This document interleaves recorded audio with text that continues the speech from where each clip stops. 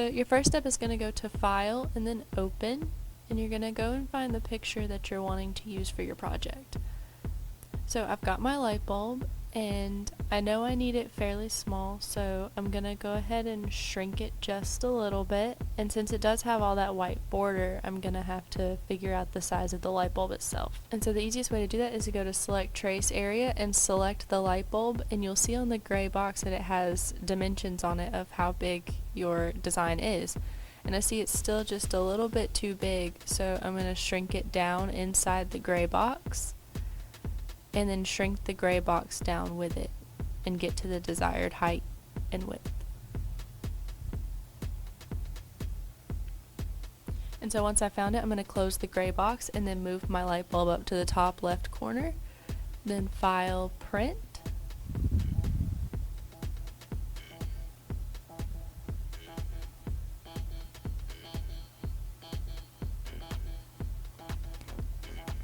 and you will only print on the StarCraft matte adhesive. You will apply the UV layer later on. So you will select your trace area once again and select the light bulb, and you're going to want to up your threshold to about 90 or 100, that way your entire design turns yellow, and then select outer edge, that way you just have that basic outline. And so you have your printed design, and then you're going to select cardstock plain, and you're going to send it to your cutter. And here I'm applying the UV laminate on top before I send it to my cutter.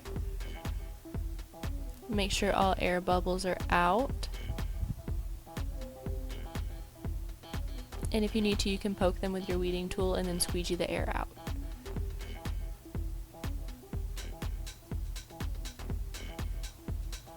So I'm just going to send it through the silhouette.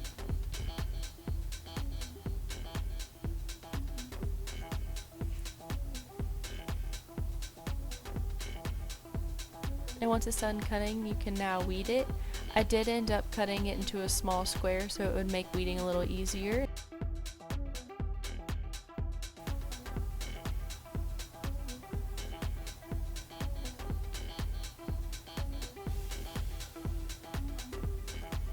Then I just cut around it to make it a little easier for application later.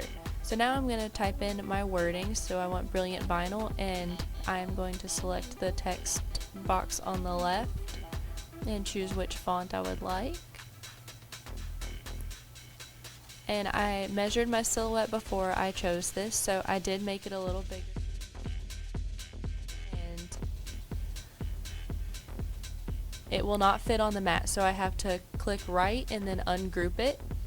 And then I want to group the word brilliant together, so I'm going to highlight it and then right click group, and then do the same thing for the word vinyl.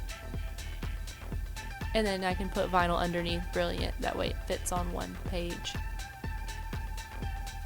And then I'm just going to go ahead and send that to my cutter under vinyl glossy.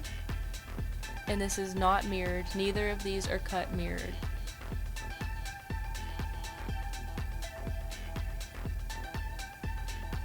So I'm just going to go ahead and send that through the silhouette as well.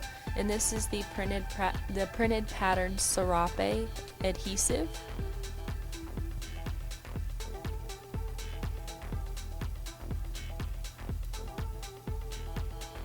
And I cut off the extra that I did not need that I can save for scraps for later.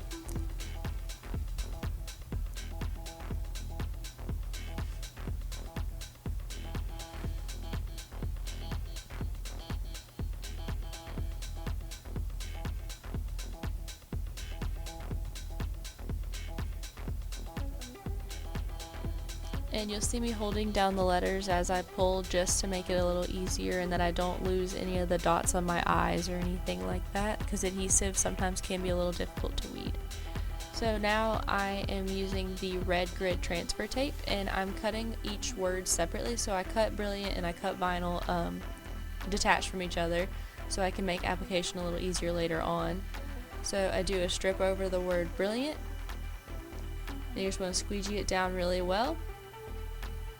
And then do the same thing for vinyl. And what's really cool about the red grid transfer tape is that it does have grid lines, so when I go to apply it, it can help me see that my design is straight and it's going to be lined up evenly with my other wording. So I'm just going to flip it over and pull the paper off of the backing. And so to apply this, I just pulled up a little bit of the edge and then just pushed it down and pulled. And the little bitty piece I just applied with my hand. And you can see a little dot from where I had tried to line up a little earlier and I had lost the dot to my eye, but no worries, I can pull that off with a weeding tool and move it over.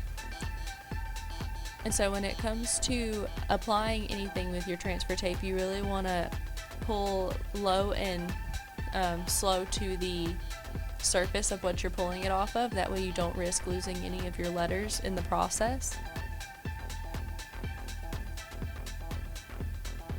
And there you have it. As always, thank you for watching, and be sure to tune back in with all of our other tutorial videos. We update them very frequently. Feel free to like our Facebook page and join our Facebook group and follow us on Instagram. Thank you, and we'll see you again next time.